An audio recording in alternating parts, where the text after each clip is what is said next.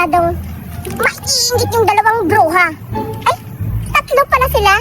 Si Betty, Duray at Buraday. At saka, may pagkain ako. O diba, Pita, ibang bansa to. Siguradong matutuwa ko sila. Siguradong maiingit yung sila tatlo at matutuwa. Pero, hindi ko bibigyan. Ipapainggit ko lang. Akin kaya sila ngayon. Pupuntahan ko sa playground. Baka andong sila. Mabruha ba naman yun sila tatlo? Pupuntahan ko na! Sisira ang bulaklak, bubuka ang bulaklak. Sisira ang bulaklak,